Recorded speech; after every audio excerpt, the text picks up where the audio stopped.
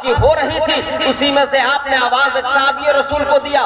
میں مختصر انداز میں بیان کر کے گزر جانا چاہتا ہوں، جس بات کو سمجھانا چاہتا ہوں اس طرف آپ کے ذہن و فکر کو پھیرنا چاہتا ہوں۔ اللہ کے رسول نے اسی مجمع کے اندر سے ہر صحابہ چاہتے تھے کہ پیارے رسول کی زبان پر کسی اور صحابی کا نام نہ آئے، میرا نام آئے، میرا نام آئے، مجھے آواز دے پیارے رسول۔ ہر انسان اس وقت سوچتے تھے، ہر صحابی رسول یہ سوچا کرتے تھے کیا ہوتا ہے۔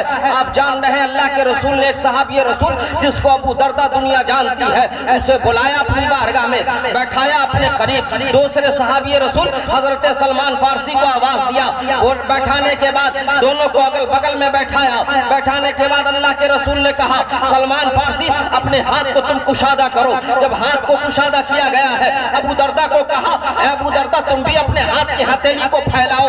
جب پھیلایا گیا دونوں کے ہاتھ کو جوڑ دیا گیا، کہا دونوں ایک بھائی ہو گئے، دونوں اپنے بھائی ہو گئے۔ ایسا رشتہ ایک ماں کے شکم سے دونوں بچے کی ولادت ہوئی ہو، ایسے بھائی ہو گئے ہو۔ اے ابو دردہ جب تم اپنے گھر جانا اپنے بھائی کو لے کر کے جانا۔ اے سلمان فارسی جب تم اپنے گھر جانا اپنے بھائی کو لے کر کے جانا۔ ابو دردہ جب گھر جا رہے ہیں اپنے بھائی سلمان فارسی کو لے کر کے جا رہے ہیں، ابو دردہ نے کیا ملاحظہ کیا ہے؟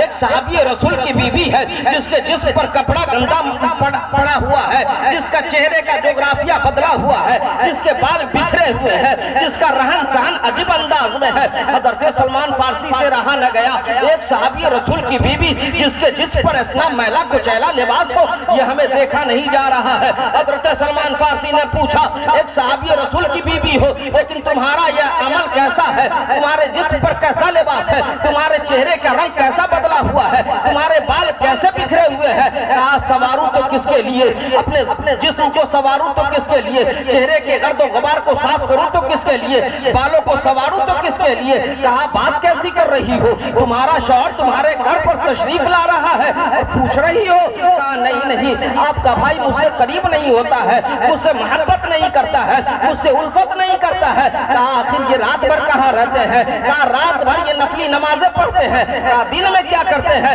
کہا دن بھر یہ قرآن کی تلاوت میں مصروف رہتے ہیں۔ کہا سنو آج ہمارا ان کا بستر ایک ساتھ ہوگا۔ المختصر یہ کہ بستر ایک ساتھ ہوا، دونوں بھائی آرام کرنے لگے، محو خواب ہوئے۔ حضرت ابو دردہ کا جو طور و طریقہ بنا ہوا تھا آپ کا ٹائم بن جائے فجر کی نماز میں ہمیں اٹھنا ہے، کتنی ہی رات میں کیوں نہ سوئے، چاہے رات کا 12 بج رہا ہو 1 بج رہا ہو، لیکن جب آپ کا وقت بنا ہوا ہے فلاں وقت میں ہمیں اٹھنا ہے، اس وقت آپ کی آنکھ کھل جائے گی، نیند سے آپ بیدار ہو جاؤ گے، مسجد کی طرف اپنے قدم کو بڑھاؤ گے، نماز الفت و محبت میں پڑھو گے، رب کو راضی کرنے کی کوشش کرو گے، ہمارا یہ عمل ہو جایا کرتا ہے۔ لیکن آؤ کیا دیکھتے ہیں حضرت سلمان فارسی رات کا ایک حصہ گزر رہا ہوتا ہے، بھائی ابو دردہ بسترے سے اٹھ گئے ہوتے ہیں، آپ نے بسترے پر ہتھوڑنے کے بعد آپ کو جب ابو دردہ کہیں پر نہیں ملے آپ نے آواز لگایا میرا بھائی ابو دردہ کہاں ہو؟ کسی حاجت کے لیے تو نہیں گئے؟ کہا ہاں میں حاجت کے لیے نکلا ہوں۔ کون سی حاجت ہے؟ کہا نہ وضو کر رہا ہوں۔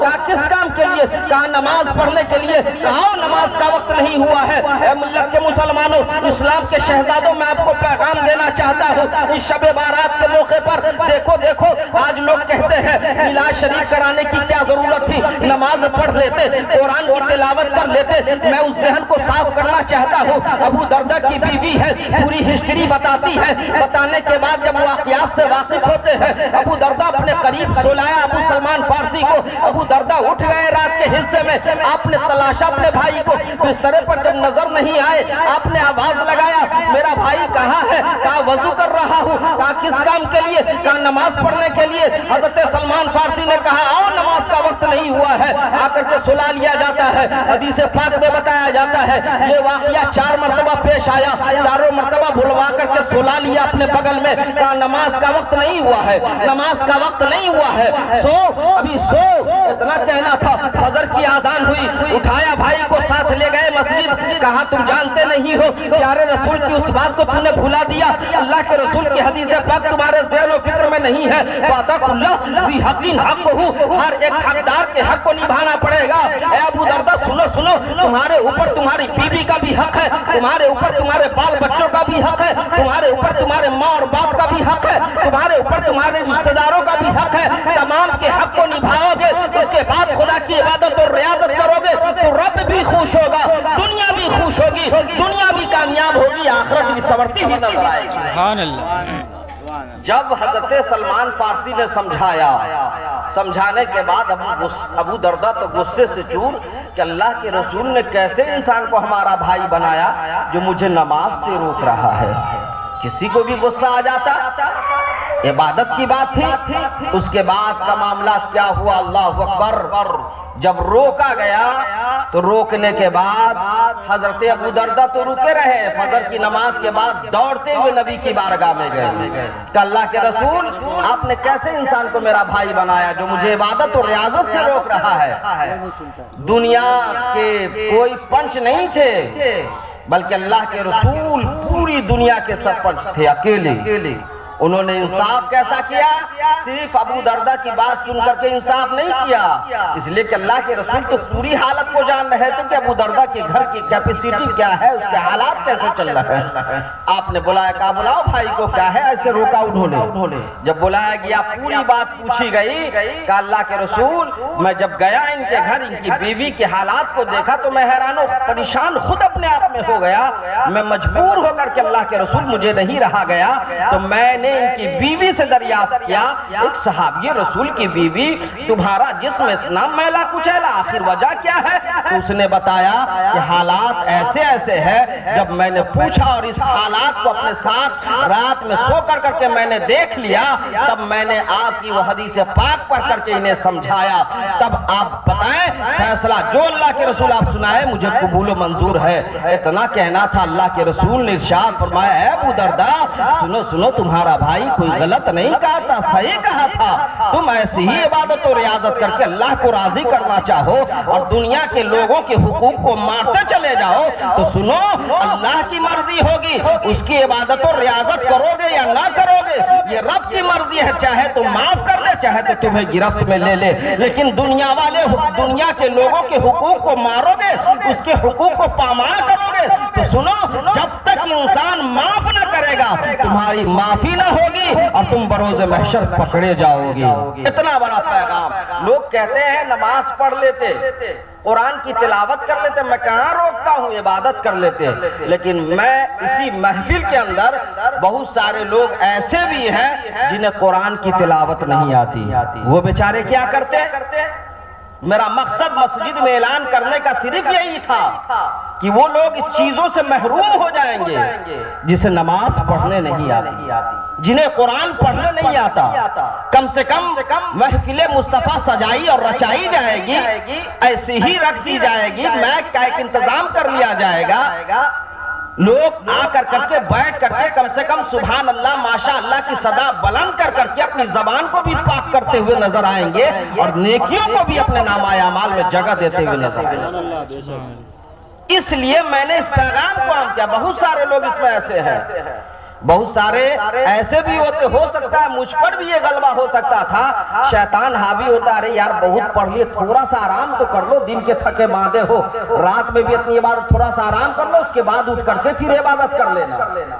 ہوتا کیا ہے, تھوڑا سا آپ پاؤں پھیلائیے, جب نیند کا غلبہ ہوگا, رات میں کوئی اٹھانے چلا جائے, وقت چاہے جو ہو, آپ اٹھنے کا نام نہیں لیں گے, تھوڑا سا اور سونے کو, ابھی 3 ہی تو بج رہا ہے, 3:30 بجے قبرستان جاتا ہے کہ نہیں؟ یہ ہمارا معاشرہ ہے, ہماری بات ہے, اپنے آپ کی بات میں کیوں نہ کہوں کہ آپ کی بات کو ہو جاتا ہے ایسا, بسا اوقات ایسا ہوتا ہے. اس لیے ان چیزوں کو آپ یہ تہیا کر لیجئے کہ چاہے جس انداز میں نہ ہو 5,000 10,000 والا, 5 روپے والا ہو, یہی کام ہمیں ہر سال کرنا ہے. اسے ہمیں فراموش نہیں کرنا ہے, اس میں ہمیں بڑھ چڑھ کے حصہ لینا ہے. یہ کوئی غلط کام نہیں بلکہ صحیح جگہوں پر آپ کا پیسہ خرچ ہو رہا ہے اور صحیح ذات میں خرچ ہو رہا ہے, جس کی وجہ سے آپ یہاں بھی کامیاب انشاءاللہ رہیں گے اور وہاں بھی کامیاب رہیں گے. رب کی بارگاہ میں دعا یہ ہے کہ جن لوگوں نے جس حساب سے بھی حصہ لیا ہو, مشورے کے اعتبار سے, مال کے اعتبار سے اور آپس میں رائے اور مشورہ کرنے کے اعتبار سے جس اعتبار سے بھی مشورہ کیا ہو لوگوں نے، اللہ رب العزت ہر کے جذبے کو قبول فرمائے اور ان کے جذبوں میں دین دونی رات چگنی ترقیاں عطا فرمائے، آمین ثم آمین۔ یقیناً جو نہ لیا ہو ان کو اگلی بار سے جذبہ دے دیجیے، جو نہ دیے ہو ان کو بھی اللہ تعالیٰ حوصلہ دے، اور اس کے بعد یہ کہ ان کے بھی آنے کو قبول و مقبول عطا فرمائے۔ آمین آمین۔ دیکھیے، میں بسا اوقات مسجد کے جب مسجد کا کام چل رہا تھا اس موقع پر میں نے بیان کیا تھا کہ بہت سارے نیک کاموں میں اللہ رب العزت سب سے اپنا کام نہیں لیتا ہے، کچھ بندوں کو مخصوص کر لیتا ہے، کس سے ہم کو کب کیا کام لینا۔ ہو سکتا ہے اس بیچارے کے ساتھ کوئی پریشانی آ گئی ہو، کوئی مصیبتیں آ گئی ہو، کوئی بات ایسی ہو جس کی وجہ سے وہ نہ دے سکا ہو، اس سے دلوں پر تکلیف نہیں رکھنی چاہیے۔ بس اللہ کی بارگاہ میں دعا یہ کرے کہ اللہ رب العزت ہم جیسے اس کو بھی دے تاکہ وہ بھی آنے والے سال سے حصہ لے۔ یقیناً صرف آپ کریں، اللہ رب العزت اس کا ثواب ان کو بھی پہنچائے گا اور آپ کو بھی پہنچائے گا۔ جب آپ نے خرچ کیا اور آپ کی وجہ سے وہ لوگ آ گئے تو سبحان اللہ ماشاء اللہ کر رہے ہیں، تو اس کا ثواب ان کو تو مل ہی رہا ہے، لیکن آپ کو بھی مل رہا ہے جن لوگوں نے خرچ کیا ہے، جنہوں نے انتظام کیا ان کو بھی ثواب دوگنا ان کو ثواب ملتا ہے، ایک کرنے کا اور ایک لوگوں کو بلانے کا۔ اس لیے زیادہ سے زیادہ نیک کاموں میں وقت اس چیز کی اجازت دیتا ہے کہ نیک کاموں میں ہمیں زیادہ سے زیادہ حصہ لینی چاہیے۔ بڑی اچھی بات ہے، بہت اچھا پروگرام آپ لوگوں نے سجایا اور رچایا، کچھ گھنٹوں میں بہت سالوں کے بعد ایسا انتظام ہم نے دیکھا۔ یقیناً بڑی اچھی محفل ہے، میلاد شریف ہونی چاہیے۔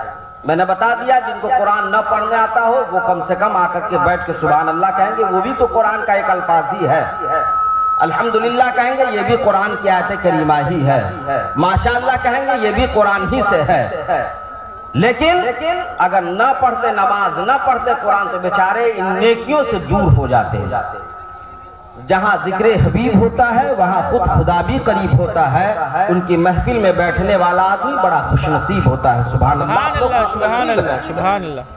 تو بڑا سٹلیبل بزرگان دین نے، اسلاف نے اس کو بنایا میلاد شریف کو انہی لوگوں کے لیے کہ بہت سارے لوگ آنے والے وقت میں، اس زمانے میں بھی رہا ہوگا، کچھ پڑھے کچھ نہ پڑھے، اس لیے اللہ نے کہہ دیا قرآن مقدس میں قُلْ هَلْ يَسْتَوِي الَّذِينَ يَعْلَمُونَ وَالَّذِينَ لَا يَعْلَمُونَ، کہ پڑھے لکھے جاہل برابر نہیں ہو سکتے ہیں۔ تو رب بھی جانتا رہا کہ ہمارا کچھ بندہ ایسا ہوگا جو پڑھا لکھا ہوگا، کچھ جاہل بھی ہوگا، اس لیے اللہ ہی نے جب فرما دیا تو ہر کیٹیگری کے لوگ ہوتے ہیں۔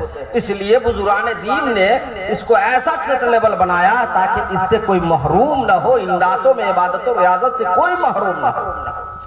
شب معراج کی رات ہے جو 27 رجب المرجب کے دن گزری، آپ نے جانا ہوگا، سنا ہوگا کہ اس رات میں ایسے پل میں اللہ کے رسول نے سفر کیا، عرش معلیٰ سے بھی اوپر چلے گئے، ایسی جگہ جہاں جبریل امی بھی جانے سے اپنی ہمت کو ہار گئے۔ اللہ کے رسول میں اس سے آگے نہیں جا سکتا، اگر میں جاؤں تو میرے پر کو جلا کر راکھ بنا دیا جائے گا، اس سے آگے کی طاقت ہمیں نہیں ہے۔ گئے اللہ کے رسول، خدا کے درمیان باتیں ہوئی، نماز ہمارے اور آپ کے لیے تحفہ لے کر کے آئے۔ وہ شب قدر، شب معراج کی رات ہے، اللہ کے پیارے رسول دانے غیوب صلی اللہ تعالیٰ علیہ وسلم ہے۔ آپ ارشاد فرماتے ہیں بارگاہ الہی میں، اے اللہ رب العزت تو نے حضرت موسیٰ علی نبینا علیہ الصلوۃ والتسلیم اور ان کی قوم کو ایک عصا کا تحفہ دیا تھا، ایک لاٹھی کا تحفہ دیا تھا، ہماری گناہگار سیاہکار بدکار امتیوں کو تو کون سا تحفہ دے رہا ہے؟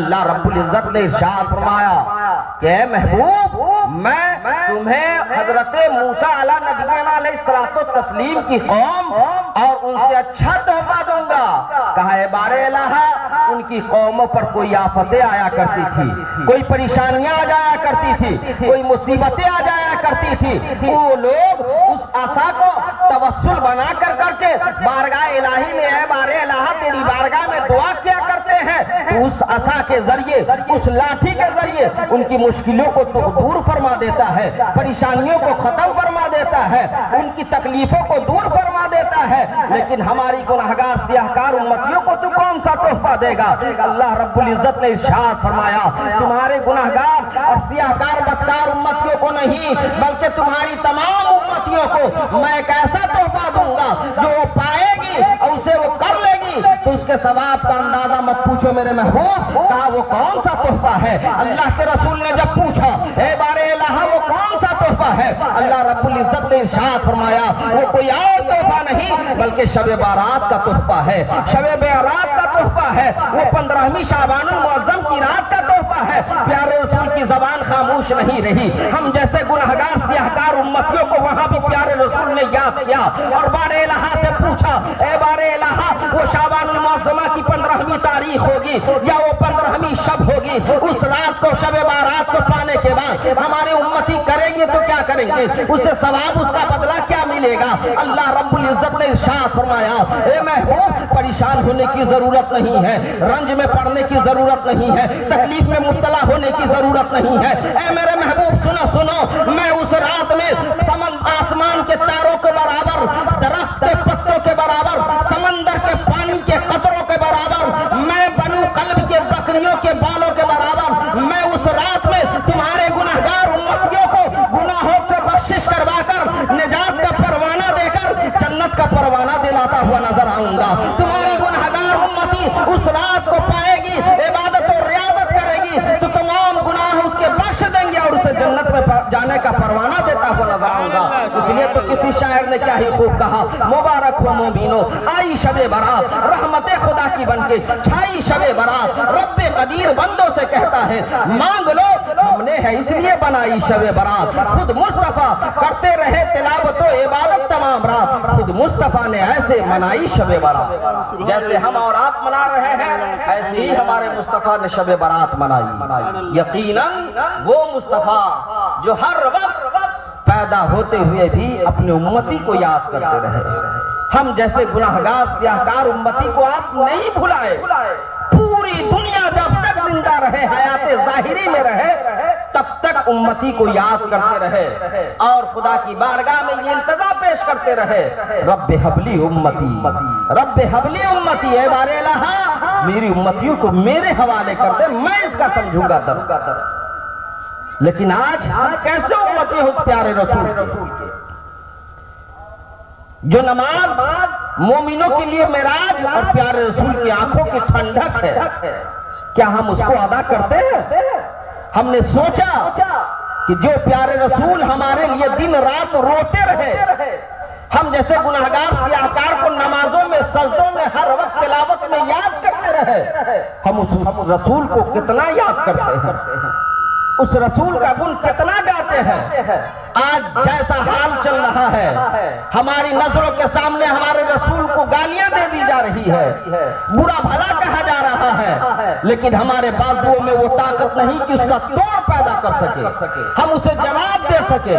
ہم سن کر کے اپنے آپ کو بچا کر کے نکل جاتے ہیں۔ ملت کے مسلمانوں نہیں، سوچنے کا مقام ہے، افسوس کا مقام ہے۔ جس پیارے رسول کے ساتھ نہ جانے کتنی کتنی مشقتیں آئی، پریشانیاں آئی، لوگوں نے کیسی کیسی پریشانیاں دی، اس کے باوجود بھی آپ نے کسی کو بد دعائیں نہ دی بلکہ اس کی ہدایت کے لیے دعائیں مانگتے رہے۔ ابو جہل خود آپ کا چچا، لیکن اس کے باوجود آپ کو ہمیشہ کبھی جادوگر کہا، کبھی ساحر کہا، کبھی کچھ کہا، کبھی کچھ کہا۔ اسی ابو جہل کا ایک دوست تھا جس کو دنیا حضرت حبیب یمنی کے نام سے جانتی ہے، بعد میں وہ حضرت ہوئے، پہلے حبیب یمنی کے نام سے جانتے تھے، یمن کا وہ بادشاہ تھے۔ حبیب یمنی، حبیب وہ یمن کے بادشاہ تھے۔ ان کو بھی خبر ہوئی کہ مکہ کے اندر ایک عبداللہ کے گھر میں بچہ پیدا ہوا، وہ اپنے آپ کو نبی کہہ رہا ہے۔ کہا چلو اس کو دیکھا جائے، کیسے انہوں نے اپنی نبوت کا اعلان کر دیا، اس کا جائزہ لیا جائے۔ चला वो इरादे से नबी पाक से मिलने के लिए, लेकिन जानते हैं यमन से रास्ता तय कर रहा था हबीब यमनी, लेकिन यमन मक्का पहुंचने से पहले उसकी मुलाकात रसूल पाक से पहले अबू जहल से हुई। अबू जहल ने अबू लहब से पूछा, कहाँ जा रहे हो मेरे दोस्त, कहाँ जा रहे हो? कहा इब्ने अब्दुल्लाह के पास जा रहा हूँ। कहा किस काम के लिए? कहा मैं ऐसा ऐसा सुन रहा हूँ यमन की सरजमीन पर कि वो अपने आप को अल्लाह का नबी कह रहा है। कहा हाँ हाँ सही बात है, लेकिन जाओ मत मेरे दोस्त। कहा क्या बात कर रहे हो? कहा नहीं नहीं, उनकी शक्ल सूरत ऐसी है, उनके अंदर कला एक ऐसा है जो उनके करीब जाता है वो उन्हीं का होकर के रह जाता है। कहा मैं नहीं हूँगा, जाता हूँ उनका कुछ इम्तिहान लेने के लिए। कहा कैसे वो अपने आप को नबी कहता है? तुम लोगों ने नहीं आजमाइश की? कहा मैंने तो जांचा कि कलमा कंकड़ी हाथ में रखे रहा। कहा बताइए कि इसमें क्या है? लेकिन जादू का असर ये है कि हाथ में रहने वाली चीजों से भी वो कलमा पढ़वा दे रहा है, इतना जादू में असर है। कहा चलो जादू का मामला तो ये है कि दुनियावी चीजों पर उसका अमल हो जाए, लेकिन आसमानों पर उसका असर नहीं चल सकता है। इतना कहकर करके हबीब यमनी अबू जहल के करीब से गुजरकर प्यारे रसूल की बारगाह में आया। आने के बाद कहा आप अपने आप को अल्लाह का नबी कह रहे हैं? कहा हाँ हाँ मैं अल्लाह का नबी हूँ। कहा आप तो बहुत बड़े जादूगर हैं। अल्लाह के रसूल ने उस वक्त मुस्कुराया। आज हमें कोई बुरा कह दे, एक कलमा बुरा कह दे, आप गद्दार हैं, आप ऐसे हैं, आप वैसे हैं, मत पूछिए हमारा खून कितना गर्म हो जाता है, चेहरे का जोग्राफिया कैसा बदल जाता है। मैं ये चीज मेरे अंदर नहीं, कैसा इल्जाम लगा रहा है ये इंसान। वक्ती तौर पर हमें और आपको गुस्सा आता है, लेकिन प्यारे रसूल के सामने बैठ कर करके यमन की सरजमीन से आया, यमन का बादशाह रहा, लेकिन उसके बावजूद क्या कहा?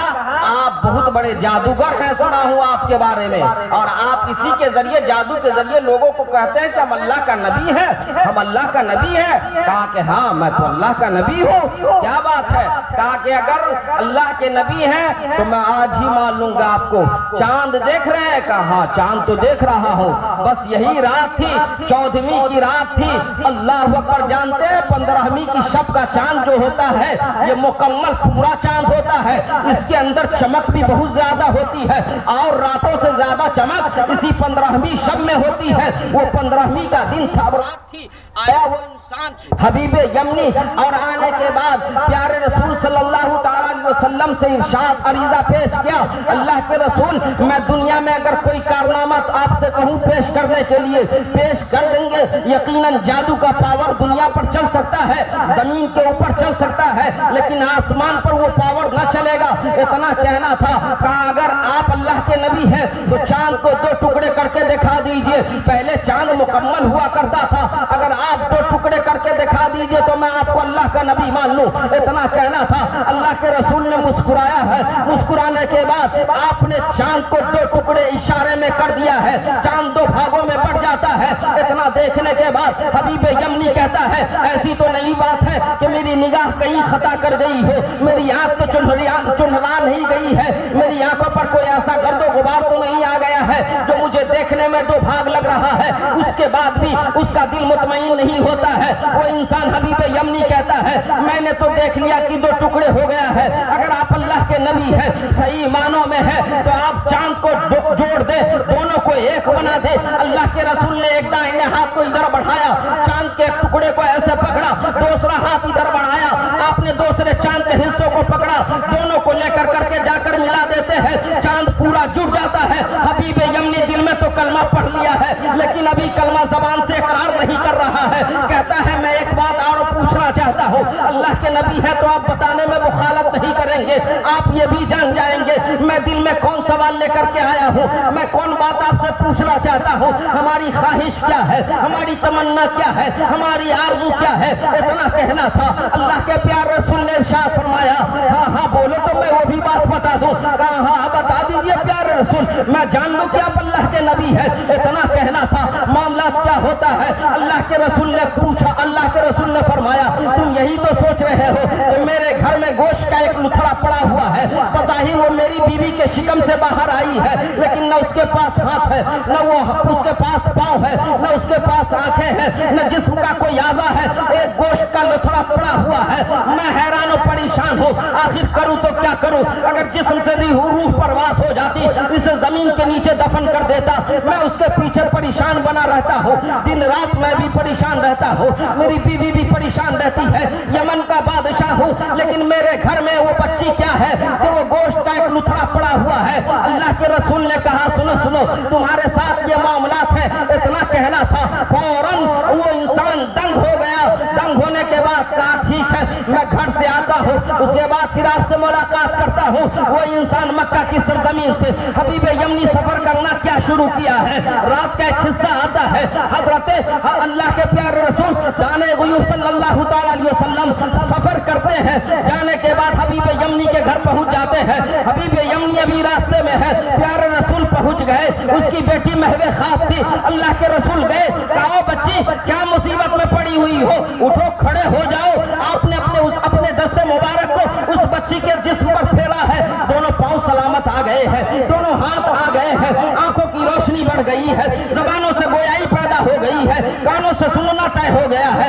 اتنا کہنا تھا، اللہ اکبر۔ حبیب یمنی پہنچتا ہے، پیارے رسول جب گئے تمام چیزوں سے مرصع مزین کر دیا، اتنا کرنا تھا۔ وہ بچی کہتی ہے اب میں آپ کو ایسے نہیں جانے دوں گا، میرا باپ آپ کا امتحان مکے کی سرزمین پہ لے رہا تھا، اب تک وہ کلمہ نہ پڑھ سکا، آپ کے اسلام میں داخلہ نہ کروا سکا، لیکن آپ مجھے کلمہ پڑھا کر کے اسلام کی دولت سے سرفراز فرما دیجئے، میں آپ کو ایسے نہ جانے دوں گا۔ اللہ کے رسول نے فوراً کلمہ طیبہ پڑھایا، لا الہ الا اللہ محمد رسول اللہ صلی اللہ تعالی علیہ وسلم۔ وہ بچی فوراً مسلمان ہو گئی، اسلام میں داخل ہو گئی ہے۔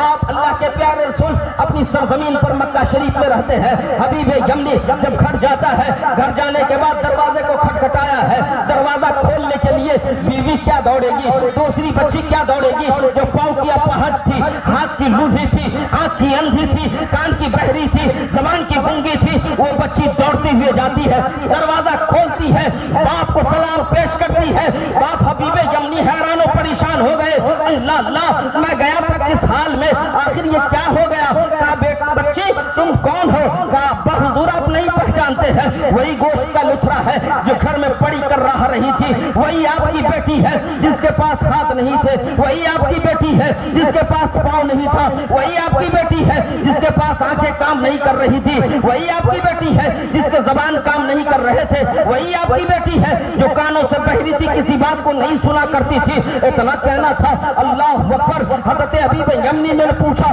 آخر یہ تمام چیز تمہیں کہاں سے میسر آ گئے ہیں؟ اللہ اکبر۔ وہ بچی کہتی ہے ایک حسین و خوبصورت چہرہ والا مکہ کی سرزمین سے آنے والا ایک انسان آیا تھا، میں نے اس کی شکل و صورت کو دیکھا ہے، اس نے ہمارے جسم اقدس، اس نے ہمارے جسم پر اپنا شفقت والا ہاتھ پھیرا ہے، بارگاہ الہی میں دعا کیا کی ہے کہ میرے تمام اعضاء ٹھیک ہو گئے، صحیح سالم ہو گئی، میں ان کے ہاتھ پر ہاتھ رکھ کے ان کا کلمہ بھی پڑھ لی ہے۔ اتنا کہنا تھا، حبیب یمنی نے اپنے قدم کو گھر میں نہیں ڈالا، فوراً وہیں سے اپنے قدم کو مکہ کی سرزمین کے لیے کھینچتے ہیں، دوڑتے ہوئے آتے ہیں، جو سارا کام کروایا ہے اس سے پہلے تم ایمان لے آئی ہو۔ دوڑتے ہوئے پیارے رسول کے پاس گئے، قدموں پر گر گئے۔ حبیب یمنی نے کہا پیارے رسول مجھ سے دیر ہو گئی ہے، مجھ سے تاخیر ہو گئی ہے، اس تاخیر کی میں آپ سے معافی مانگتا ہوں، اور اس کے بعد مجھے کلمہ پڑھا کر کے مجھے بھی مسلمان بنائیے اور اسلام کی دولت سے سرفراز۔ سبحان اللہ سبحان اللہ سبحان اللہ۔ بہت یہ ہمارے پیارے رسول کا معجزہ تھا، وہی تو پیارے رسول نے ہمارے اوراد کے روتے رہے۔ یہ رات بھی آتی تھی تو پیارے رسول کے بارے میں مت پوچھیے، حضرت عائشہ کے پاس باری ہوتی ہے، آپ رات میں کسی حصے میں اٹھ کر کے بسترے سے چلے جاتے ہیں، بی بی محو خواب حضرت عائشہ صدیقہ رضی اللہ تعالی عنہا محو خواب ہوتی ہے۔ آپ کی آنکھ جب کھلی تو آپ نے بسترے پر پیارے رسول کو تلاش کیا، نہیں نظر پڑی، آپ حیران و پریشان ہو گئے، کہاں چلے گئے میرے تاجدار، کہاں چلے گئے میرے شوہر نامدار، کہاں گئے پیارے رسول؟ ایسا تو نہیں ہے کسی دوسری اجواز کے پاس تشریف لے گئے؟ اللہ اکبر، آپ کھوجتے کھوجتے پیارے رسول کو کھوجنے کا بھی انداز الگ تھا. کسی کو کسی سے پوچھنا نہیں پڑتا تھا کہ اللہ کے رسول کہاں گئے اور کس راستے سے تشریف لے گئے. آج لوگ مقابلہ کرتا ہے، آج عبادتوں میں صرف تفریق کرتا ہے، باقی تمام چیزوں میں ہمیں اور آپ جیسا بنا دیتا ہے. معاذ اللہ، صدبار معاذ اللہ. وہ پیارے رسول کو کھوجنے میں دقت نہیں ہوا کرتی تھی. جس راستے سے گزر جاتے، جس گلی سے گزر جاتے، صحابہ اکرام کو تلاشنا ہوتا تو پوچھنا نہیں پڑتا، خوشبو کے ذریعے اسی راستے کو اپناتے اور پیارے رسول آگے جا کے مل جاتے. سبحان اللہ، سبحان اللہ. وہ ہمارے پیارے رسول کے جسم اقدس میں اللہ نے خوشبو رکھا تھا. حضرت عائشہ حیران و پریشان ہوئی، کہاں چلے گئے میرے سرتاج؟ آپ نکلی رات کے سناٹے میں، گھر سے باہر ہوئی، تلاشتے تلاشتے آپ جا رہی ہیں، خوشبو ملتی چلی جا رہی ہے، راستہ طے ہوتا چلا جا رہا ہے. حضرت عائشہ صدیقہ رضی اللہ تعالی عنہا دیکھتی کیا ہے کہ جنت البقیع میں پیارے رسول لگ رہے ہیں کہ وہاں کھڑے گئے. قریب میں جانے کے بعد دیکھا یہ کہ پیارے رسول ہے. اللہ اکبر، قبر میں کھڑے ہوئے ہیں، آنکھوں سے آنسو کی بارش ہو رہی ہے، رو رو کر گر گرا کر دعائیں مانگ رہے ہیں، اپنے لیے نہیں بلکہ اپنے گنہگار سیاہکار امتیوں کے لیے. اے اللہ، میری گنہگار سیاہکار امتی اس میں لیٹے ہوئے ہیں. اے بارے اللہ، دنیا میں بہت سارے لوگوں نے زندگی گزارا، بہت سارے لوگ اس میں مدفن ہیں. اے بارے اللہ، جس کے اوپر عذاب ہو رہا ہو ٹال دے. پیارے رسول خوب رو رہے ہیں، موسلادھار آنکھوں سے بارش ہو رہی ہے. حضرت عائشہ دیکھ کر کے حیران و پریشان ہوتی ہے، ہاتھ بارگاہ الہی میں اٹھے ہوئے ہیں، دعائیں رو رو کر گر گرا کر رہے ہیں. پیارے رسول جب دعاؤں سے فارغ ہوتے ہیں تو کیا دیکھتے ہیں؟ میری شریک حیات بغل میں آ کے کھڑی ہوئی ہے. پوچھا، اے عائشہ، تمہیں یہاں تک آنے کی کیا ضرورت پڑی؟ کہا، پیارے رسول میں نے یہ سوچا کہ آج میری جگہ سے اٹھ کر کے کسی دوسرے ازواج کے پاس تو آپ تشریف نہیں لے گئے، آخر کہاں آپ گئے ہیں؟ میں ڈھونڈنے کے لیے آیا ہوں، میں آپ کو آج انوکھے انداز میں دیکھ رہا ہوں. پیارے رسول کیا بات ہے؟ عائشہ تم نہیں جانتی ہو؟ کہا نہیں، کیا بات ہے؟ جانتا تو وہ ہے جو اللہ اور اس کا رسول ہے، وہی جانتا ہے کہ کیا بات ہے. کہا عائشہ بانو المعظمہ کی 15ویں شب ہے. آج کے دن اللہ رب العزت اپنے گناہگار سیاہکار میری امتیوں کے گناہگار سیاہکار بدکار امتیوں کو آج کے دن گناہوں سے چھٹکارا دے کر جنت کا پروانہ دیتی ہوئی نظر آئے گی. اللہ اکبر، اتنا کہنا تھا، گناہوں سے پروانہ دیتا ہوا نظر آئے گا. وہ بار الہ جو آسمان کے ستاروں کے برابر، درخت کے پتوں کے برابر، سمندر کے پانی کے قطروں کے برابر، بنو قلب کے بکریوں کے بالوں کے برابر، اتنی امتیوں کو بخشتا ہوا نظر آئے گا. اس لیے میں دعائیں کر رہا ہوں اپنی امتیوں کے لیے، اپنے گنہگار سیاہکار نیک تمام امتیوں کے لیے میں دعائیں کر رہا ہوں. حضرت عائشہ صدیقہ رضی اللہ تعالی عنہا بھی اس عبادت و ریاضت میں لگ جاتی ہے، آپ بھی دعائیں کرتی رہتی ہیں.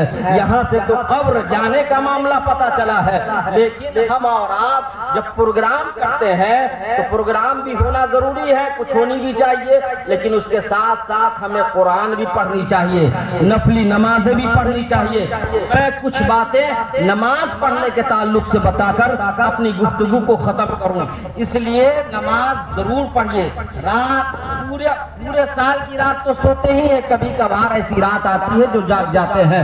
صرف میں سمجھتا ہوں کہ یہی مبارک رات ہے شعبان المعظمہ کی کہ اس میں اکثر و بیشتر 99% لوگ جاگتے ہیں، نہیں تو اور راتوں میں کچھ سوتے ہیں کچھ جاگتے ہیں. دن کا بہت سارا فنکشن ہوا کرتا ہے لیکن رات کا نہیں. یہ رات عجیب آپ کو سہانی بھی لگے گی. آپ جدھر بھی جائیں کوئی خوف دہشت معلوم نہیں ہوگا، کہیں ڈر اور بھے نہیں معلوم ہوگا. آپ کہیں بھی اپنے دروازے کو بھی کھلا چھوڑ دیں، آج کے دن کتا بھی آپ کے گھر میں نہ جائے گا، وہ بھی اپنی عبادت اور ریاضت میں لگا رہتا ہے اللہ نے جیسی گویائی اس کے پاس دیا ہے، جو انداز بیان اس کے پاس دیا ہے، وہ بھی خط کو خدا رب تبارک و تعالیٰ کی عبادت و ریاضت میں لگا رہتا ہے۔ بسا اوقات میں نے تاریخ میں تو یہ پڑھا، حدیث پاک میں بھی یہ باتیں آیا کرتی ہے کہ اس رات میں درخت بھی سجدے میں گر کر کے رب تبارک و تعالیٰ کی تسبیح و تحلیل بیان کرتی ہوئی نظر آتی ہے۔ ہم کیسے انسان ہیں، ہمارا دل کیسا مردہ ہو گیا ہے، ہم اپنے آپ میں کتنا حیران و پریشان ہے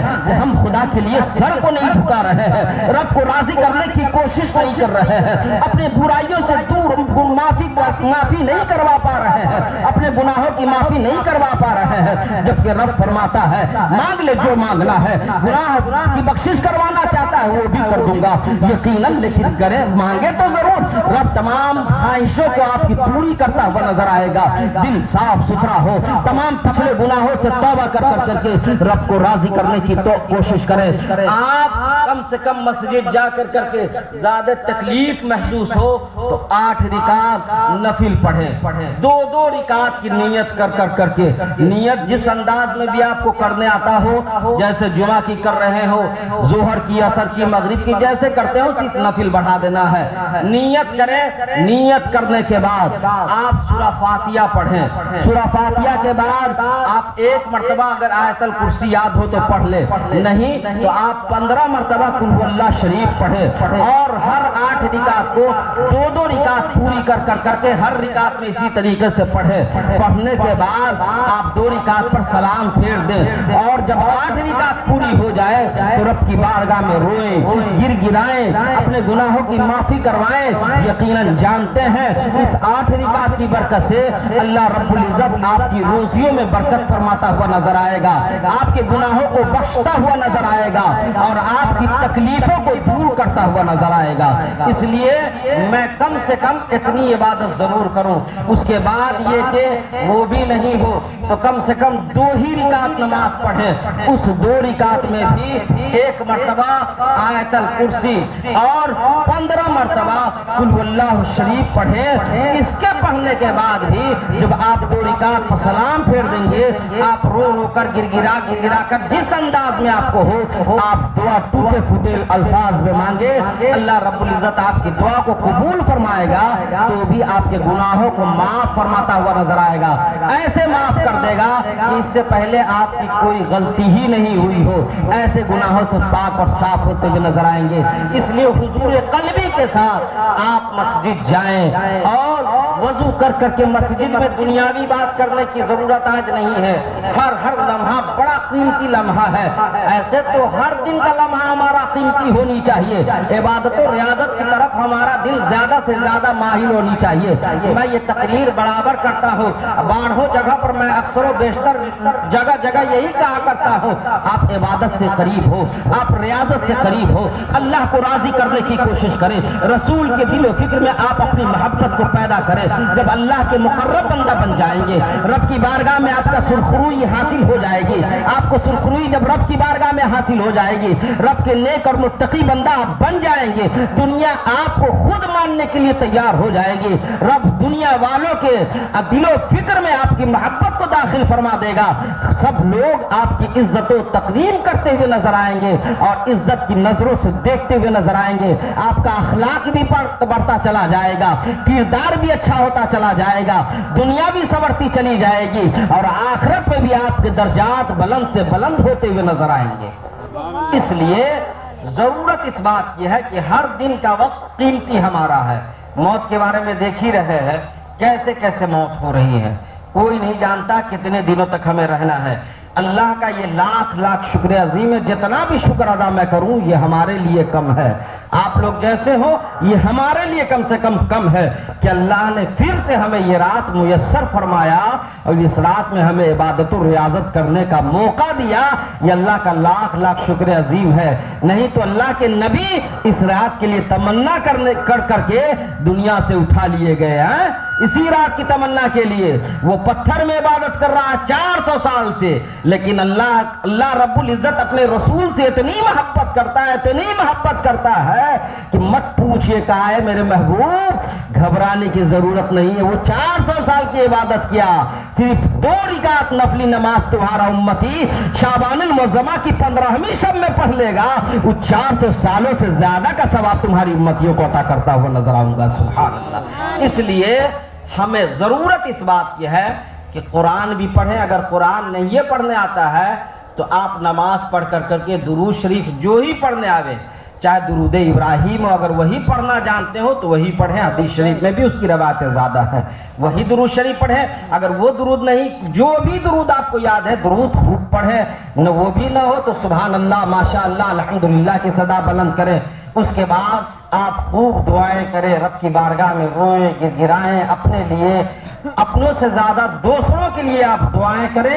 اللہ رب العزت اس کے صدقے میں بھی آپ کی تمام دعاؤں کو قبول کرتا ہوا نظر آئے گا. اللہ رب العزت کی بارگاہ میں دعا یہ ہے, رب تبارک و تعالی ہمیں بھی بولنے سے زیادہ عمل کرنے کی توفیق و رفیق عطا فرمائے, اور آپ لوگوں کو بھی عمل کرنے کی توفیق